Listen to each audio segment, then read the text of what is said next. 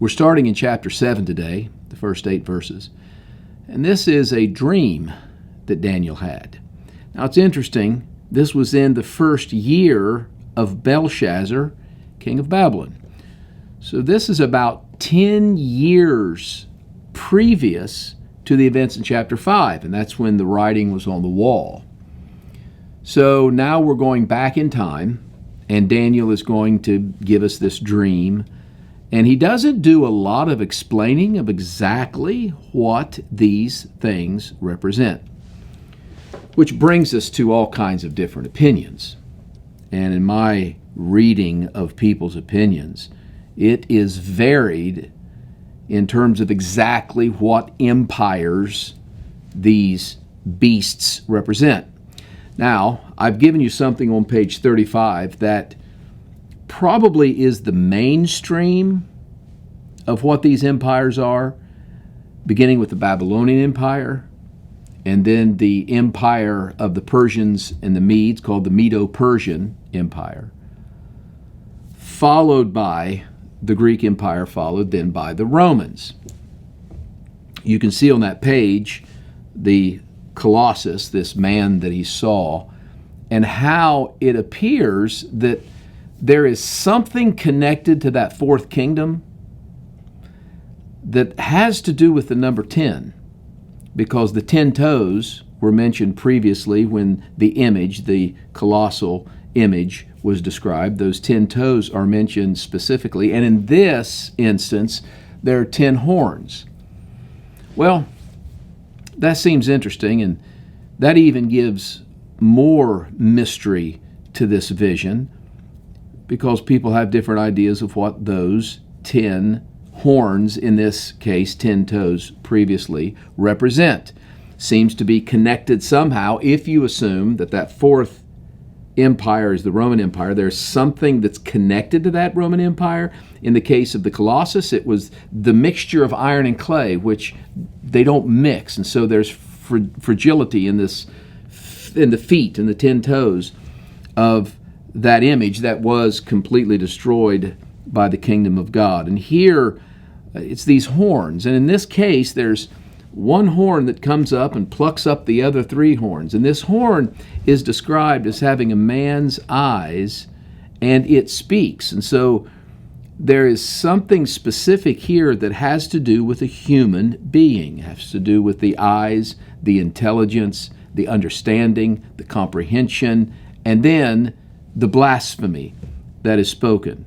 So you get a lot of different opinions of exactly what those 10 horns are that arise out of this fourth kingdom. Now let's go back and identify these kingdoms, at least the best that we can do, as in terms of what it looks like on page 35. So you may want to look at that image there, that illustration, to understand these comparisons. So the first thing that Daniel sees is this lion that comes up out of the sea. Well, let's talk about the sea for a minute, because it says the Great Sea, and it would seem that that is the Mediterranean Sea. And so is this discussing the Mediterranean world, which would include Israel? It would include Syria, and then up through what is modern-day Turkey, over to Greece and the Italian peninsula, North Africa. So that is definitely the Roman world as Jesus understood it. So the Great Sea, the Mediterranean, but it also represents not just an ocean, but it represents people groups.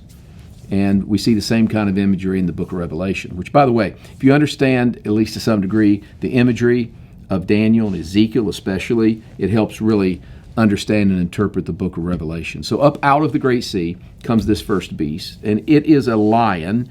You can see there in verse 4. It had eagle's wings.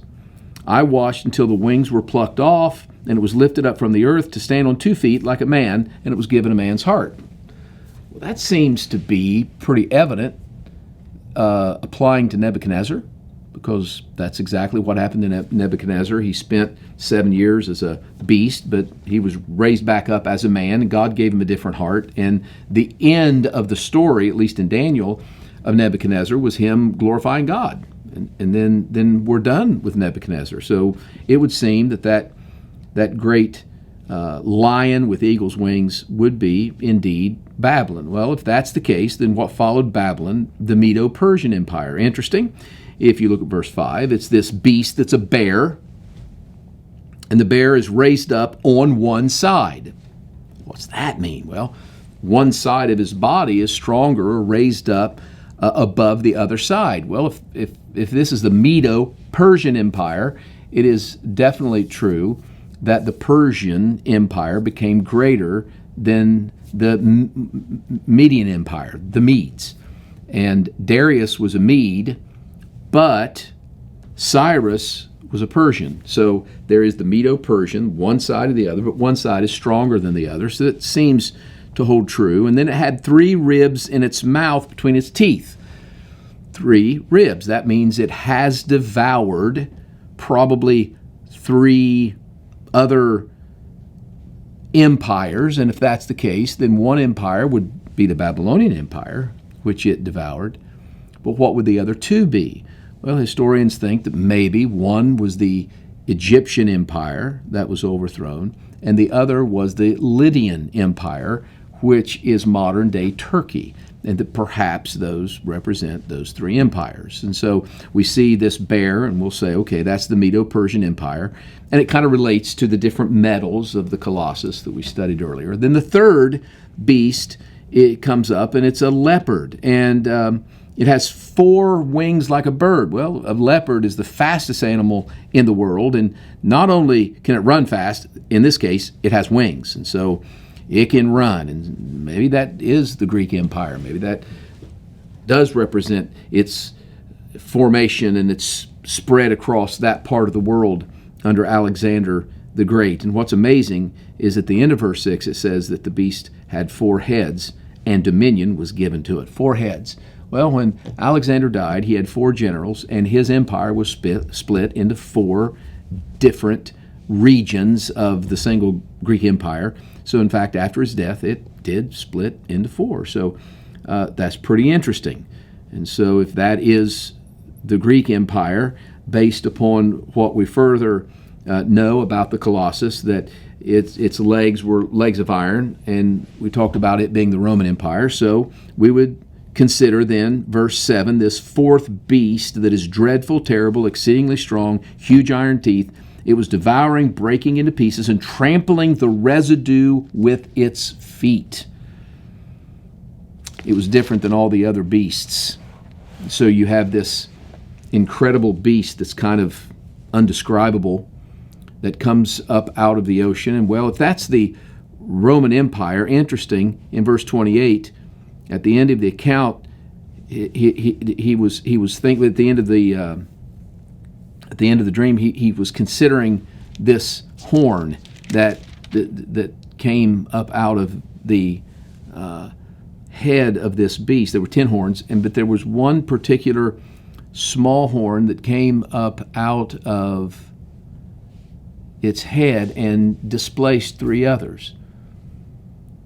Did a lot of reading on that, and there's all kinds of different ideas on that, all the way from Charlemagne, Charles IV. It seems to be, as the feet were partly ceramic and iron, that this is associated with the Roman Empire, but it's kind of a recreation or a split of the Roman Empire. Horns represents power. These 10 nations, 10 different nations that emerged up out of what land mass was the Roman Empire, and then one comes forth, and it seems to be a human being because it has eyes like a man. So maybe that's not an empire, maybe it's a person, and this person actually uproots 3 of those horns. And I've heard everything from the papacy to, as I said, Charlemagne, Charles IV. The word czar that's used in Russia is actually the rendering of the word Caesar. So interesting how Europe seems to be the emergent nations of the Roman Empire. And if we associate this with the book of Revelation, then of course it seems to be saying that horn with a man's eyes speaking pompous words, maybe that's associated with the Antichrist that appears to die and then comes back to life and then is considered a beast, is called a beast at that point. That's really interesting. So what's it all mean? What's it all mean? And that's the question. Because here's what I've noticed about people. There's a certain personality type that just loves to get into these mysteries. Oh, they'll read and spend hours and hours weaving Daniel with Ezekiel, weaving with Revelation, and then we love to find the mystery, right? Oh, I've got it solved. And so, you read a book or two and people have all this solved. But here's the thing. We can solve all mysteries and have all knowledge, according to 1 Corinthians 13, but if we don't have love, we don't have anything. So what's it all mean? Well, it means that God is sovereign, that God reveals His plans to His children, and God prepares us for what is going to inevitably happen. That's what it means. Oh, but Pastor Mark, doesn't this horn mean this and doesn't this? I don't know. I got to be honest with you, sometimes I just don't care. Here's what I'm concerned about. How's your marriage? Can we talk about your marriage? Can we talk about some of the addictions you struggle with? Can we talk about some of the attitudes? Can we talk about how your children are doing? How about your grandchildren? Tell me about your worship. What's going on with your relationship with your boss or your coworkers? How's that doing? Let's do this. Let's study these. Let's have some fun with it. Let's be amazed at what Daniel saw and what God showed him. But let's make sure that we put first things first.